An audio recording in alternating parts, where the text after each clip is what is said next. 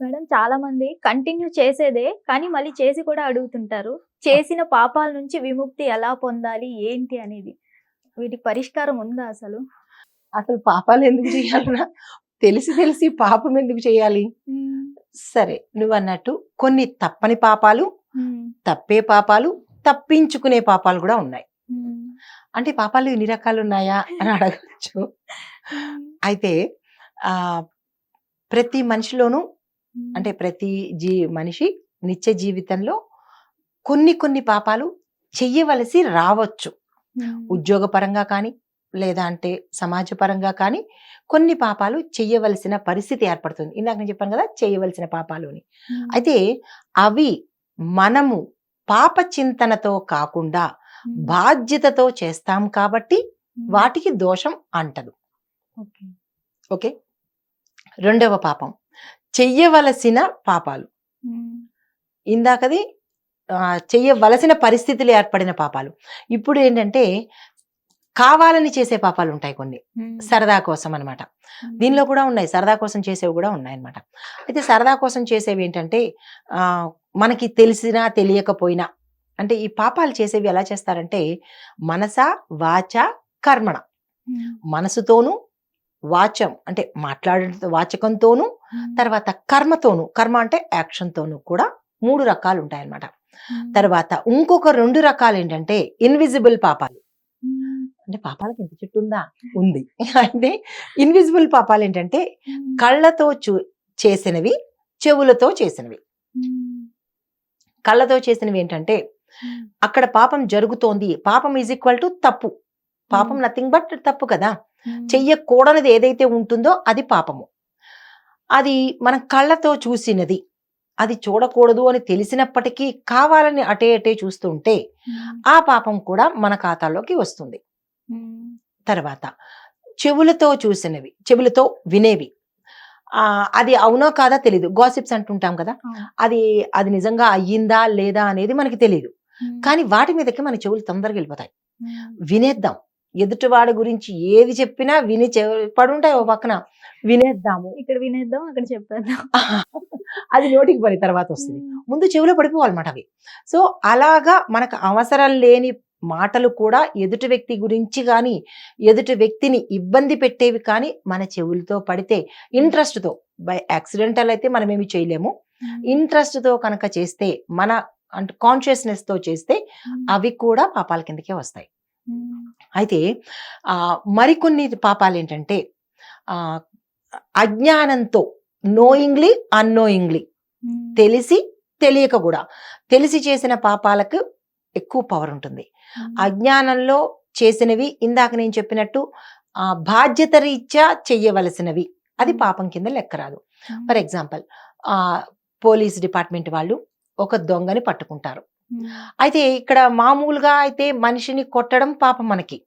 కానీ అది వాళ్ళ బాధ్యతతో ఆ వ్యక్తిని కొట్టి మారుస్తున్నారు.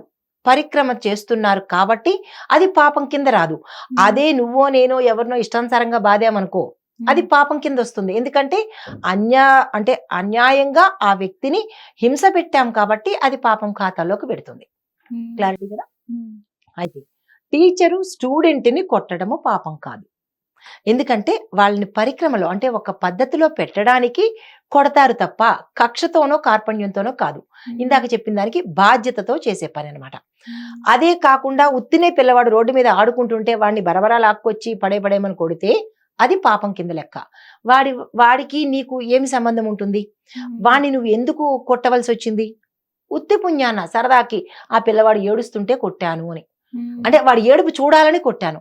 అంటే అది పాప చింతనతో కొట్టిందే గదా! మరి హ్మ్. దానికి మరి మన ఖాతాలో వేసుకోవాలి గదా! హ్మ్. అది మనకి ఖాతాలో పడుతుంది. అజ్ఞానంతోవి మనకి తెలియకుండా బై మిస్టేక్ కారులో వెడుతున్నాము.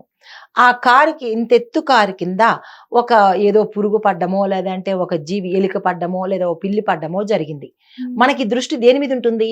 ఎదురుకుండా ఉంటుంది తప్ప, కారు కింద ఏం పడుతుంది అనేది మనకి తెలీదు కదా! హ్మ్. ఆ జీవి ప్రాణం పోయింది కదా! అది మనకి తప్పు కాదు. ఎందుకు? కావాలని ఆ జీవిని నువ్వు చంపలేదు కాబట్టి, ఆ పాపం నీ ఖాతాలోకి రాదు. హ్మ్. బై మిస్టేక్ జరిగింది, అజ్ఞానంతో జరిగింది, తెలియక జరిగింది కాబట్టి అది మనకి పాపం కింద రాదు. కానీ మళ్ళా అదే సిచ్యుయేషన్ లో రోడ్డు మీద పడుకున్న కుక్క మీద నుంచో పడుకున్న అంత దూరంలో కనబడుతున్న ఒక జీవి మీదకి కావాలని కారు తీసుకుని పెడితే అది knowingly you are doing mistake, ఆ పాపం నీ ఖాతాలోకి వస్తుంది. అంటే పాపాన్ని లెక్క కట్టేటప్పుడు భగవంతుడు ఇన్ని రకాలుగా చూస్తాడు. చూసి ఏ పాపానికి శిక్ష ఇవ్వాలి, ఏ పాపానికి ఇవ్వక్కర్లేదు అని లెక్క వేస్తాడు. ఇది ఒక సెగ్మెంట్. అయితే చిన్న పిల్లలు ఉంది కదా, 10 సంవత్సరాల లోపు వరకు వాళ్ళకి అది పాపమా పుణ్యమా తెలీదు. వాళ్ళు నడుస్తున్నప్పుడు అక్కడ ఏదో చిన్న పురుగు పడింది లేదా తూనీగా వెళ్ళిపోతుంది, గబుక్కన ఆ తూనీగని పట్టుకుంటారు. ఆ తూనీగని పట్టుకుని దాన్ని హింస పెట్టడమో రెక్కలు తీయడమో ఏదో చేస్తారు. అది వాళ్ళ ఆట కింద చేశారు, వాళ్ళకి తెలియదు అది పాపమని. ఆ పిల్లలు చేసిన పాపం ఎవరి అకౌంట్లోకి పెడుతుందంటే తల్లిదండ్రుల ఖాతాలోకి పెడుతుంది. కాబట్టి తల్లిదండ్రులు ఊహ తెలిసిన దగ్గర నుంచి నాన్న జీవిని చంపకూడదు, దాన్ని పక్క నుంచి వెళ్ళాలి అని తల్లిదండ్రులు పిల్లలకి చెప్పుకోవాలి. లేదు అంటే కనుక వాళ్ళు అజ్ఞానంతో చేసిన పాపం కూడా తల్లిదండ్రుల ఖాతాలోకి పెడుతుంది. అయితే ఎదిగిపోయిన తర్వాత కూడా సరదాకి రోడ్డు మీద వెళుతున్న కుక్కల్ని కాళ్ళతో తనడము, లేదా రాళ్లు వేసి దాన్ని ఇబ్బంది పెట్టడము, నిద్రపోతున్న కుక్కని హింస పెట్టడము, కుక్కే కాదు ఏ జీవైనా సరే సరదాకి కావాలని చేసేది నోయింగ్లీ చేసిన పాపము, తెలిసి చేసిన పాపము ఈ మనం తీసుకోవాల్సిన పరిస్థితి ఏర్పడుతుంది. అయితే కొంతమంది ఏం చేస్తారు, ఇప్పుడు మనం నడిచి వెళ్తుంటాము, దారిలో మన గుమ్మల్లో చీమల తాలూకా ఇది వెడుతుంటుంది వరస, మనం బై మిస్టేక్ తొక్కవలసి వస్తుంది. తర్వాత మనం వంట చేస్తున్నప్పుడు కొన్ని క్రిములు చనిపోతుంటాయి. గృహస్థు ఈగలు కావచ్చు, దోమలు కావచ్చు, ఏవైనా కొన్ని చనిపోతుంటాయి. ఆ పాపాల కోసము మనం వెంటనే పుండరీకాక్షాన్ని అనుకోవాలి. అంటే ఒక గృహస్థు తప్పక చేసే పాపాలకు మనకి అది దోషం కింద రాదు. పుండరీకాక్ష అనుకుంటే ఆ దోషం పరిహారం అయిపోతుంది. అంటే మనం ప్రతి ఒక్క చీమని పక్కకు తీసుకుంటూ ఆ పక్కకు తీసుకుంటూ వెళ్ళలేం కదా. మనకి తెలుసో తెలియకో కొన్ని జీవరాశులు, చిన్న జీవరాశులు చనిపోతూ ఉంటాయి. దాని నిమిత్తంగా మనం ఏం చేయాలంటే ప్రతిరోజు తెల్లవారుజామున, అంటే మనం నిత్యకృత్యంలో చేస్తున్నప్పుడు లేచినప్పుడు నా వల్ల తెలిసి గాని తెలియక గాని ఏ జీవైనా ఇబ్బంది పెట్టినా చనిపోయినా ఆ జీవికి మోక్షం కలిగించనో లేదా అంటే ఆ పాపం నాకు అంటకుండా చెయ్యనో మనము భగవంతుని తలుచుకుంటాము. మరి ఊహ తెలిసిన తర్వాత కూడా ఇప్పటికీ మనం ఎలుకల కోసం ఎలుకల మందు పెడతాం, అవి చచ్చిపోవడానికి, కాక్రోచెస్ కోసం స్ప్రేస్ కొడతాం. మరి అది తప్పే కదా. అది తప్పే. బొద్దింకల్ని చంపడం కోసము దానికి వేరే పరిష్కార మార్గం చూసుకోవాలి. కానీ హిట్లు కొట్టేసేసి అవివో పెట్టేసి ఇవి పెట్టేసి ఎలుకల్ని చంపడము, బల్లుల్ని చంపడము, ఏ జీవిని ఇంకొక జీవి చంపే రైట్ గాని హింస పెట్టే రైట్ గాని భగవంతుడు మనకి ఇవ్వలేదు. ప్రత్యామ్నాయ మార్గాలు ఇచ్చాడు, దాన్ని వెతుక్కోవాలి అంతే తప్ప వాటిని హింస పెట్టి చంపేసే రైటు ఎవ్వరికీ ఇవ్వలేదు. సృష్టి క్రమంలో ఏ జీవికి ఇవ్వలేదు. అది అందులోనూ మనిషికి అసలు ఇవ్వలేదు, మిగతా జంతువులకి ఇచ్చాడు. ఎందుకు అంటే ఒక సింహము లేడిని చంపి తినాలి, మరి దానికి ఆహారం మనం వండి తీసుకెళ్లి క్యారేజీలో పెట్టలేం కదా. మరి వాటికి ఆహారం ఎలాగా? అవి బతకాలి అంటే వాటికి అది పాపం కాదు. పెద్ద జీవి చిన్న జీవిని చంపడము అది అడవిలో అది పాపం కింద లెక్క రాదు. కానీ అదే దాన్ని మనం తీసుకొని వచ్చి ఒక పులినో జింకనో లేకపోతే ఒక నెమలినో చక్కగా తీసుకొచ్చి మనం కనుక ఆ పని చేస్తే అది పాపం కింద లెక్క వస్తుంది. మనం ఆల్రెడీ చేస్తున్నాం కదా, కోడిని చంపి చికెన్ తింటున్నాం చక్కగా. అందుకనే మనకి లిస్ట్ కూడా చాలా ఎక్కువగానే ఉంటుంది కదా. మన బ్యాంకు బ్యాలెన్స్ లో చాలా ఎక్కువ పాపాల లిస్ట్ ఉంటుంది. అది మనకి తెలియట్లేదు. మనం ప్రతి మనిషి తెలిసి చేసిన పాపాలకి ఇప్పుడు రోగాలతో బాధపడడం కానీ, ఆర్థికంగా బాధలు పడ్డం కానీ, ప్రతి చిన్నది బాధపడడం దేనికి పడుతున్నారు అంటే మనం తెలిసి చేస్తున్న ఈ పాపాల వల్లే. అది మనం తెలుసుకోలేకుండా మనకి హక్కు ఉంది చేసేస్తున్నాము.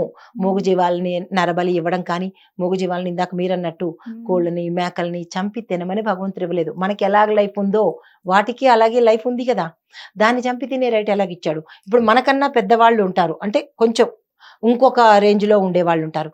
వాళ్ళు మనని చంపినప్పుడు మనకి ఎంత బాధ అనిపిస్తుంది, మనని హింస పెట్టినప్పుడు ఎంత బాధ అనిపిస్తుంది. అలాగే ఆ ప్రాణి కూడా బాధపడుతుంది. ఆ ప్రాణి యొక్క బాధను కూడా ప్రతి మనిషి తీసుకుంటున్నాడు, తెలియట్లేదు తీసుకుంటున్నాడు.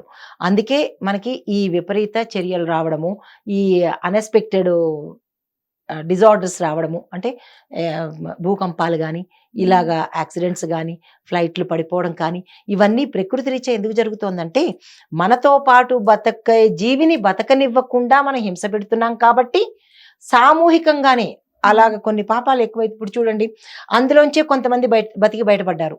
ఏమి అందరూ ఎందుకు చనిపోలేదు? ఒక అమ్మాయి అయితే ఫ్లైట్ ఆగిపోయింది కూడా, తను వెళ్ళే సారీ ఆ అమ్మాయి వెళ్ళేటప్పటికి ఫ్లైట్ వెళ్ళిపోయింది అంటే ఆ అమ్మాయికి అందులో చనిపోయే రైట్ ఇంకా రాలేదు కాబట్టి ఆ అమ్మాయి బయటపడగలిగింది.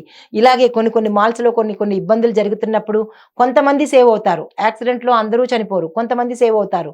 ఎందుకు అంటే మనం ప్రతి మనిషి చేసే పాపాలకు కొంత లైఫ్ స్పాన్ అనేది ఉంటుంది. అంటే వాళ్ళు అన్ని తప్పులు ఇంకా చెయ్యలేదనా, లేదంటే అంతే. వాళ్ళు భూమి మీద ఇంకా కష్టాలు చూడడానికి ఉన్నట్ట?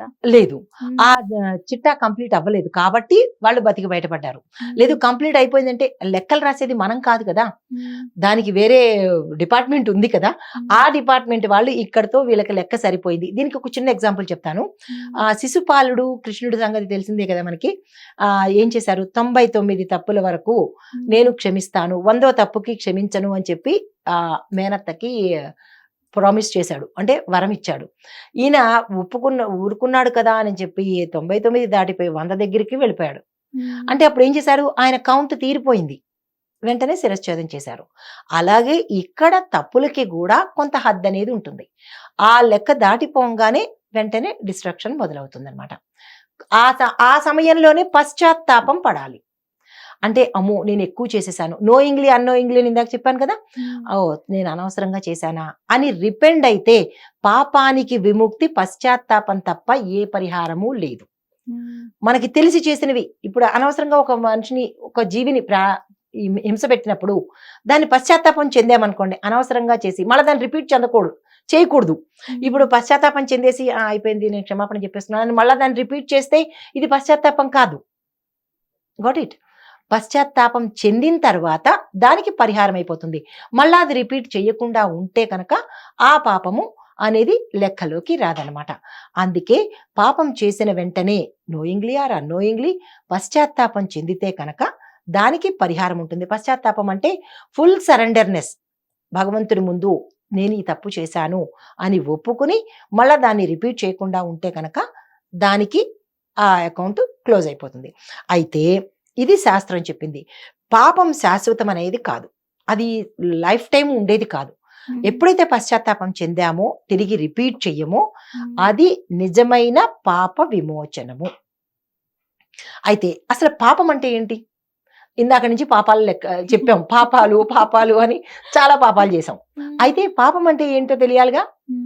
పరనింద, పరద్రోహము, అబద్ధము, ద్రోహము, నమ్మక ద్రోహము, దురాశ, దుష్ట కర్మ, హింస, అహంకారం కూడా ఒక పాపమే. అహంకారం కూడా పాపం కిందకి వస్తుంది. అయితే మానవత్వం లేని ప్రవర్తన, ఇవన్నీ పాపాల కింద లెక్కొస్తాయన్నమాట. అయితే ఈ పాపాలు శాస్త్రపరంగా 3 రకాలుగా విభజించారు. అంటే ఇది లిస్టు. దాన్ని 3 రకాలుగా ఎలా చెప్పామంటే, ధర్మ వ్యతిరేకము, ధర్మము కాని పనులు చేస్తే, అంటే దీనిలోనే సబ్ డివిజన్ అనమాట. అసలు కొంతమందికి అర్థం కాకపోవచ్చు, ఈ లిస్ట్ అంతా నాకు అర్థం కావట్లేదు అంటే కనుక, మొదటిది ధర్మ వ్యతిరేకత. ఇది ధర్మము అని మనకు ఒక శాస్త్రం చెప్పింది కదా, దానికి వ్యతిరేకంగా నడిచేది మొదటి పాపము. తర్వాత పరులకు హాని చెయ్యడము, ఏ రకంగానైనా సరే, అసలు సంబంధం లేదు నువ్వెవరో నేనెవరో, కానీ పని కట్టుకుని నీ మీద నేను ఏదైనా తెలిసి గాని తెలియక గాని, అసలు ఏమీ తెలియకపోయినా ఏదో అనాలి, ఏదో హింస పెట్టాలి, ఏదో చెయ్యాలి అని అనుకుంటే అది పాపం కిందకే వస్తుంది. అసలు అవసరమే లేదు కదా. ఎదుటి వ్యక్తిని ఎందుకు మనం అనాలి, ఎదుటి వ్యక్తి గురించి మనం ఎందుకు ఇబ్బంది పెట్టాలి, ఏ రకంగా ఇబ్బంది పెట్టినా అది పాపం కిందకు వస్తుంది. అయితే మూడవది ఏంటంటే దైవ విముఖత, దేవుణ్ణి తిట్టడము. ఇవాళ రేపటి చాలా ఫ్యాషన్ అయిపోయింది, దేవాలయాలు పడగొట్టేయడం, పలుగుపారా పట్టిగలడం వేసి కొట్టేయడం, ధ్వంసం చేసేస్తున్నారు. అది కూడా పాపమే. అసలు ఆ దేవుడు మీకేం చేశాడు, ఆ విగ్రహం మీకేం చేసింది? మీకు ఆ నైవేద్యం పెట్టమందా, లేకపోతే మీ ఇంట్లోకి వచ్చి విస్తరేసిందా, లేకపోతే నీ జేబులో డబ్బులు తీసిందా, ఎందుకు దేవాలయాల మీద ఇంత కక్ష పెట్టుకున్నారు అంటే దేవుణ్ణి తిట్టడము, రాముడు దేవుడు కాదు, రాముడు అది తిన్నాడు, రాముడు అది తిన్నాడు అంటే నువ్వేమైనా వెళ్ళి పెట్టావా? నువ్వు తినేటప్పుడు పక్కన కూర్చున్నావా? ఎందుకు? రాముడు ఏం తింటే నీకెందుకు? నువ్వు తినేదేదో అది లెక్కేసుకో. అవునా? ఇలాంటివన్నీ దైవ దూషణ, తెలిసి తెలియనివి, ఏదో హైప్ అయిపోవాలి, ఏదో నేను పెద్దగా అంటే ప్రచారం అయిపోవాలి, నేను గొప్ప అనిపించుకోవడానికి ఇలాంటి తప్పుడు మాటలు, తప్పుడు తాలూకా అనడము, తర్వాత ఆ దేవుడి తాలూకా కైంకర్యాలు తీసుకోవటము, దేవుణ్ణి తిట్టటము, ఇలాంటివన్నీ దేవుడికి సంబంధించిన, దైవానికి సంబంధించిన దుష్ప్రచారం కావచ్చు, దైవం సంబంధించిన ఆదాయం కావచ్చు, ఏదైనా సరే దాన్ని దైవ విముఖత, ఇష్టం లేని దాన్ని, అది కూడా పాపం కిందకే వస్తుంది. కానీ ఈ మూడో పాపానికి నిష్కృతి లేదు. మిగతా రెండిటికి ఉంది, కానీ ఈ మూడో పాపానికి మాత్రము పశ్చాత్తాపం పడ్డా కానీ దీనికి రెమెడీ లేదు. ఇది ఒక్కటే చాలా కఠినమైనది అనమాట. అయితే ఈ పాపాల నుంచి, ఈ 3 దశల నుంచి విముక్తికి 2 దశలకి మాత్రమే మార్గం ఉంది, 3వ దశకి మార్గం లేదు. నాకు కాదు, శాస్త్రంలో కూడా చెప్పలేదు. అయితే పశ్చాత్తాపము, చేసిన తప్పు ఫస్ట్ రెమెడీ. పశ్చాత్తాపము, చేసిన తప్పుకి ఎవరి పరంగానైనా సరే, దూరంగా ఉన్న వాళ్ళైనా సరే, ఇప్పుడు పలానా వ్యక్తి ఎవరో దూరంగా ఉన్నారు, ఆ వ్యక్తి గురించి నాకు అసలు ఏబిసిడీలు తెలియదు, అయినప్పటికీ నేను అన్నాననే అనుకుందాము. అయితే ఆ పాపం కూడా మనకి తప్పే కదా. ఎవరో చెప్పిన టాటాలు తీసుకుని అనడం కూడా తప్పే. దానికి మనం ఏం చెప్పుకోవచ్చు అంటే పశ్చాత్తాపంతో మళ్ళా విచారంగా భగవంతుడి దగ్గర సరెండర్ అయిపోతే అది సమసిపోతుంది, విమోచనం అవుతుంది. రెండవది ప్రాయశ్చిత్తము. కర్మ ద్వారా ప్రాయశ్చిత్తం చేసుకోవాలి. అంటే దానికి దానము, ధర్మము, లేదంటే ఎవరికైనా పేదవాళ్ళకి ఇవ్వడము, లేదా అంటే గుడికి ఏదైనా డొనేట్ చేయడము, ఇలాంటి పనులు చేస్తే కనుక అది కూడా కర్మ ద్వారా విముక్తి పొందుతాము. మూడవది ప్రార్థన. భగవంతుడి ముందు కూర్చుని, నాకు దానం ధర్మం ఇష్టం లేదనుకుందాం, ఎందుకు ఇవ్వాలి, అనవసరంగా వేస్ట్ కదా, అది ఉంటే నా పెట్టులోనే ఉంటుంది అనుకుని ఎవరు దానానికి ఇష్టపడలేదని అనుకుందాం. అలాంటి వాళ్ళు ఎక్కువ మంది ఉన్నారు. దానానికి ఇష్టపడని వాళ్ళు ఏం చేయొచ్చు అంటే దేవుడి ముందు కూర్చుని, అది ఫ్రీగా వచ్చేదే కదా, అది చేసుకోవచ్చు. దేవుడి ముందు కూర్చుని, స్వామి నేను ఇట్లా చేశాను, దానికి ఏదైనా కాస్త నువ్వు పాపాన్ని రబ్బర్తో తుడిచేనాయనా అని చెప్పుకున్నా కొంత మార్పు అనేది తెచ్చుకుంటే కనుక, ఏదో సరదా కన్నాను కానీ రబ్బర్తో తుడిచేయడం కాదు, ఆ భగవంతుడి ముందు కూర్చుని మనము సరెండర్ అయితే కనుక, శరణాగతి రీతిలో కనుక అయితే ఆ పాపానికి విమోచనం ఉంది. అయితే మరి వీటన్నిటికీ మనం ఏదైనా ఒక శ్లోకం చెప్పుకోవాలి కదా, ఒక మంత్రం చెప్పుకోవాలి. మనకి శాస్త్రంలోనే ఇచ్చారు శాంతి మంత్రాలని, అంటే మనకి సర్వే జన సుఖినో భవంతు, ఇలాంటి చిన్న చిన్నవి ఉన్నాయి కదా. అలాగా ఏ పాపం చేసినా, ఇందాక నేను ఒక మంత్రం చెప్పాను, పుండరీకాక్ష అని అనుకోమని. దేనికి అంటే మనం నడుస్తున్నప్పుడు కానీ, ఇంట్లో రుబ్బుతున్నప్పుడు కానీ, ఏదైనా చిన్న చిన్న జంతువులు చనిపోతే, క్రిమికీటకాదులు, జంతువులు కాదు, క్రిమికీటకాదులు చనిపోతే పుండరీకాక్ష అనుకుంటాము. అయితే ఈ విష్ణు సహస్రనామ పారాయణ చేస్తే కనుక నోయింగ్లీ అన్నోయింగ్లీ, తెలిసి తెలియక మిగతా 2 పాపాలు ఉన్నాయే అవి సమసిపోయే అవకాశం ఉంది. దానికి ఏంటంటే రెమెడీ, పాపినాం పవనః శ్రీమాన్ అనే మంత్రాన్ని చెప్పుకుని విష్ణుమూర్తికి సరెండర్ అయితే కనుక ఆ పాపాన్ని కొట్టివేయబడుతుంది. తర్వాత ప్రతి శుక్రవారము లేదా ఉదయం రోజు శివుడికి ఆలయ దర్శనం కానీ, లేదా అంటే ఇంట్లో అభిషేకం కానీ చేసుకున్నా కానీ ఈ పాపాల నుంచి విముక్తి కలిగే అవకాశం కనబడుతుంది. తర్వాత గాయత్రి మంత్రము, ఇంకా మనకి దేవుడికి సంబంధించిన ఏ పనులైనా చేసుకుంటూ తిరిగి మళ్ళా అవి చెయ్యకుండా ఉంటే కనుక పాపం విమోచనం అవుతుంది. మీరు నమ్మక ద్రోహం కూడా ఒక పాపమే అన్నారు కదా. మరి భర్త ఫోన్ భార్య చెక్ చేస్తూ ఉంటది కదా, అది కూడా ఒక నమ్మక ద్రోహమే కదా, అది కూడా పాపమేనా? భర్త ఫోను భార్య చెక్ చేయడం అది ఒక నమ్మక ద్రోహమే కదా, అంటే భర్త మీద నమ్మకం లేకపోవడమే కదా. అది చెక్ చేయడం ఎందుకు అనుకోవాలి? తన భర్త మీద తనకి అన్ని రకాల హక్కులు ఉంటాయిగా. ఏమైనా పొరపాటు చేస్తున్నాడేమో, తన భర్తని సరిదిద్దుకునే క్రమంలో చెక్ చేసుకుని ఉండవచ్చు. అది నమ్మక ద్రోహం ఎలా అవుతుంది? ఇప్పుడు భార్య అంటే తల్లి లాంటిది, తల్లి చేసేవన్నీ తను చేస్తుంటుంది. అవునా? భర్త క్షేమాలు చూసుకుంటుంది, భర్తకి సమయానికి తిండి పెడుతుంది, భర్తని బిడ్డలాగా చూసుకుంటుంది. అవునా? ఒక్క భార్య స్థానం తప్ప మిగతా అన్ని సపర్యలు చేస్తుంది. అయితే ఆ క్రమంలో తన భర్త తప్పు చెయ్యకూడదు అని, పెడదారి పట్టకూడదు అని చెక్ చేయడం నమ్మక ద్రోహం కాదు, భర్తని కాపాడుకోవడం అవుతుందది. నమ్మక ద్రోహం అంటే ఎట్లా అంటే, నేను ఎవరినైనా నమ్మి వాళ్ళకి నా తాలూకా విషయాలు కానీ, లేదా నా తాలూకా అంశాలు కానీ, లేదా ఏదైనా నమ్మి చేతికి ఏదైనా ఇచ్చినప్పుడు వాళ్ళు దాన్ని అతిక్రమిస్తే దాన్ని నమ్మక ద్రోహం. మనకి చాలాసార్లు అంటూనే ఉంటాం, నిన్న ఎంత నమ్మానురా, నువ్వు నాకు అంత నమ్మక ద్రోహం చేశావు. అంటే మన దగ్గర మనం వినేసి వేరే వాళ్ళకి ఈ గుట్లన్నీ చెప్పడమో లేకపోతే ఇవన్నీ బయట పెట్టడమో చేశారనుకో, అది నమ్మక ద్రోహము. దానికి చాలా పెద్ద శిక్ష ఉంటుంది. వీటిల్లో కూడా గరుడ పురాణంలో ఉన్నాయి. ఇది ఓ సందర్భం వచ్చినప్పుడు చెప్తాను. చిన్న అబద్ధానికి కూడా శిక్ష ఉంటుంది తెలుసా గరుడ పురాణంలో? శిక్షలు 297 రకాల శిక్షలు. మనం అనుకుంటాం ఒక అబద్ధమే కదా, సింపుల్ గా ఆడేయచ్చు అనుకుంటాం. ఆ చిన్న అబద్ధం కూడా ఎలా అంటే, ధన మాన ప్రాణ విత్తములందు బొంకవచ్చున్. బొంకడము అంటే అబద్ధం చెప్పడము. ధన సమయంలో ప్రాణం మీదకి వచ్చినప్పుడు, మానం అంటే మన మానం పోతోంది అని అనుకున్నప్పుడు, మానం అంటే శీలం ఒకటే కాదు, మన పరువు మర్యాదలు పోతున్నాయి అనుకున్నప్పుడు కూడా ఇలాంటి మన శాస్త్రమే చెప్పింది, ఇలాంటి సమయంలో మాత్రమే బొంకవచ్చున్, అబద్ధం చెప్పవచ్చు. మిగతా సమయాల్లో చెబితే కనుక, అబద్ధమే ఊపిరి తీసినంత ఈజీగా తీసేస్తే కనుక దానికి విపరీతమైన శిక్షలున్నాయి. గరుడ పురాణంలో సందర్భం వచ్చినప్పుడు చెప్తాను. ఏ పాపానికి ఏ శిక్ష ఉంటుంది.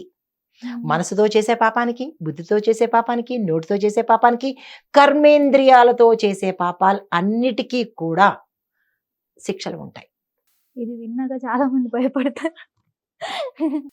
ఇది వాస్తవం అన్న. ధన్యవాదాలు మేడం. నమస్తే. హిట్ టీవీ యాప్, ఇందులో short news, live news, entertainment shows, movies, digital magazines తో పాటు మీ జిల్లా వార్తలను కూడా ఫ్రీగా చూడొచ్చు.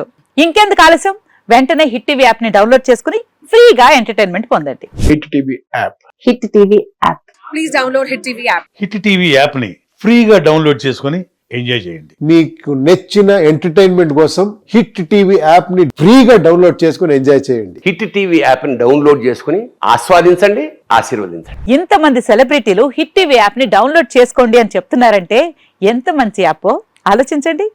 అమెరికా అమెరికా అమెరికా అమెరికాలో చదవాలనుకునే వాళ్ళకి విశ్వసనీయమైన పేరు మన శౌర్య కన్సల్టెన్సీ. UK లో 1 year masters. UK లో 1 year masters. 2 years work permit up to 5 years visa. Contact Saurya Consultancy. Contact 89851 89851.